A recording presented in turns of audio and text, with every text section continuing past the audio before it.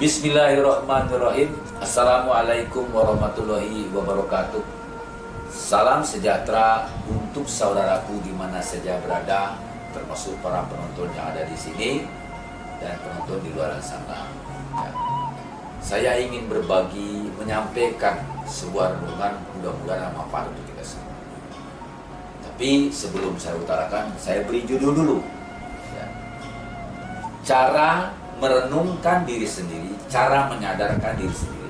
Jadi yang lebih tepatnya, cara menyadarkan diri sendiri. Kita mulai ya. Bismillahirrahmanirrahim. Allahu Akbar, Allahu Akbar, Allahu Akbar, lillahi ta'ala. Yang pertama, kita dilahirkan ke dunia ini ya, sebagai perantaranya adalah kedua orang tua kita. Asbabulnya, hakikinya itu dari Tuhan. Tidak berdaya kita dilahirkan ke dunia ini. Namanya juga baby, namanya juga bayi. Tidak berdaya. Tapi punya keinginan. Tidak punya kemampuan. Tidak punya kebebasan. Contohnya apa? Lapar. Ingin bicara. Ada keinginan untuk menyampaikan kepada orang tuanya. Lapar. Tapi tidak punya kemampuan untuk bicara. Tidak punya kebebasan untuk mengambil sesuatu. Yang ada cuma satu. Satu yang bisa-bisa apa? Nangis. Lapar, nangis. Ya. Sakit, nangis. Ya. Kegerahan, panas, nangis juga dia. Apalagi buang air besar, buang air kecil, nangis dia. Jadi dilahirkan ke dunia ini dalam ketidakberdayaan, tapi ada keinginan, tidak punya kemampuan dan tidak punya kebebasan. Itulah bayi, baby. Sampai kapan? Sampai umur-umur tertentu, tergantung ya masa pertumbuhan badan kita ini. Dan itu masing-masing sih. Itu yang pertama. Yang kedua, Allahu Akbar, Allahu Akbar, Allahu Akbar, lillahi ta'ala. Yang kedua itu punya keinginan, ya. Tapi kadang-kadang punya kemampuan. Tapi kebebasannya masih terbatas. Ada keinginan, bisa dia berbuat, tapi masih ada batasan-batasan. Artinya kebebasannya belum penuh. Contohnya gini, ya, umpamanya si anak itu ingin membeli sesuatu, bisa diartikan makanan, bisa diartikan baju, bisa diartikan apa saja. Tapi dia harus meminta persetujuan kepada orang tuanya, entah itu berupa uang, ya, entah itu berupa persetujuan, boleh apa tidak. Jadi ada keinginan, belum punya kebebasan. Mampu dia untuk, ya maksudnya mampu itu mungkin dengan cara bagaimana lah, entah mencuri atau bagaimana lah. Mampu dia, tapi tetap keterbatasan dia. Belum punya kebebasan. Walaupun kadang-kadang ada sebagian yang tidak seperti itu. Ini saya bicara atas nama rata-rata. Ya, punya keinginan, ya, tapi belum tentu punya kemampuan. Belum tentu juga punya kebebasan. Siapa dia? Yaitu para anak remaja biasanya. Ya, entah anak SMP, SMA, ya anak-anak remaja lah ya. Walaupun tidak semua, tapi hampir rata-rata seperti itu. Itu yang kedua. Yang ketiga, Allahu Akbar, Allahu Akbar, Allahu Akbar, lillahi ta'ala.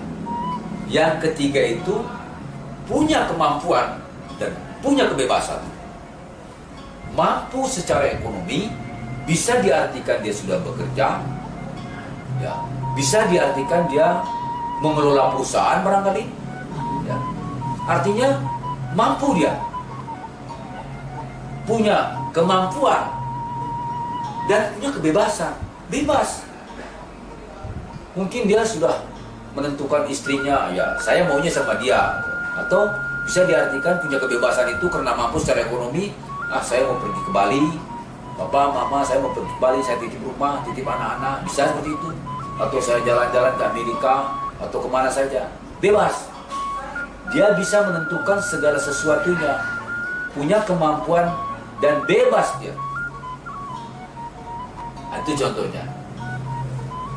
Dia sudah punya kemampuan dan punya kebebasan, punya keinginan, punya kemampuan dan punya kebebasan. Tapi biasanya orang-orang seperti ini, ya, itu egonya masih tinggi, rasa marahnya masih tinggi, kadang-kadang kurang kontrol ya. Itu kisaran umur 40-an, 45, ya tinggi-tinggi 50 lah ya. Itu biasa standarnya seperti itu. Itu yang ketiga ya. Itu yang ketiga. Sekarang yang keempat. Allahu Akbar, Allahu Akbar, Allahu Akbar, lillahi ta'ala. Yang keempat, apa sih yang keempat itu? Menikmati. Menikmati dari sebuah perjalanan hidupnya. Menikmati saya ini dari sebuah perjalanan apa yang saya laksanakan di masa itu. Ya. Mungkin anaknya sudah besar-besar, ya. Mungkin dia cucunya sudah hebat-hebat. Mungkin saja itu. Karena mungkin selama ini dia menanam hal-hal yang baik. Dia menikmati itu semua.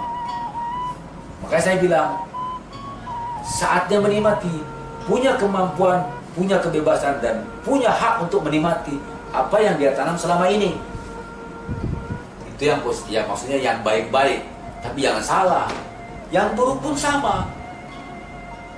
Mungkin selama itu, selama dia hidup, selama dia menjelang perjalanan untuk sampai ke persoalan keempat tadi, ya entah dia itu brutal, entah itu banyak melanggar undang-undang, saya nggak tahu ya.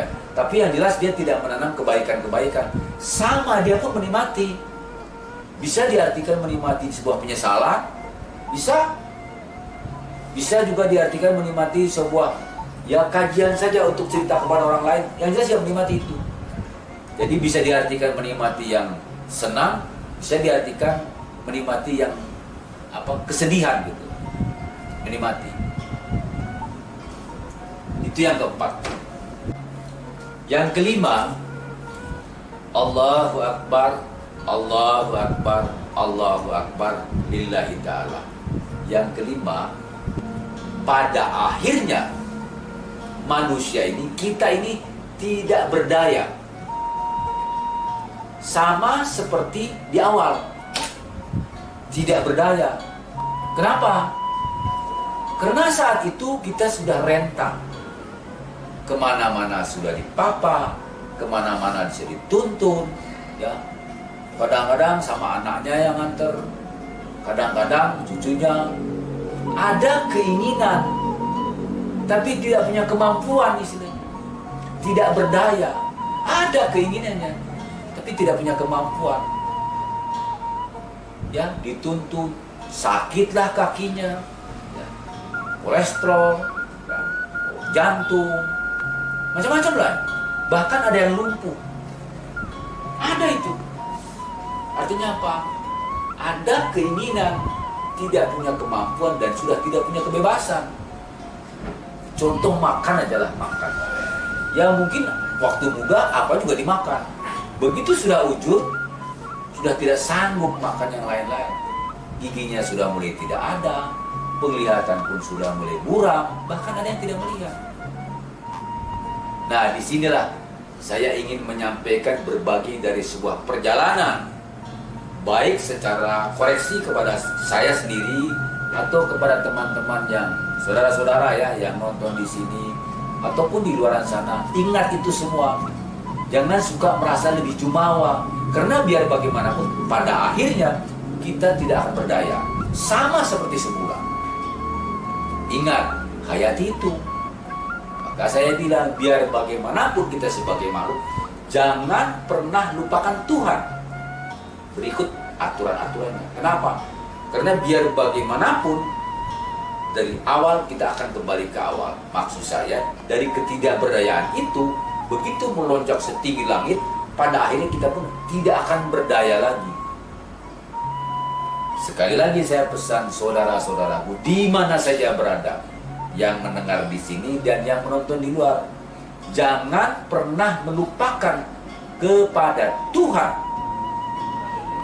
Karena dia sudah ada aturan-aturan tertentu. Begitu maksud saya. Itu aja barangkali yang saya bisa utarakan, yang saya bisa sampaikan. Mudah-mudahan ada manfaat buat kita semua ya, termasuk saya yang menyampaikan ini. Mudah-mudahan harapan saya sebagai makhluk itu. Lebih kurangnya saya mohon maaf.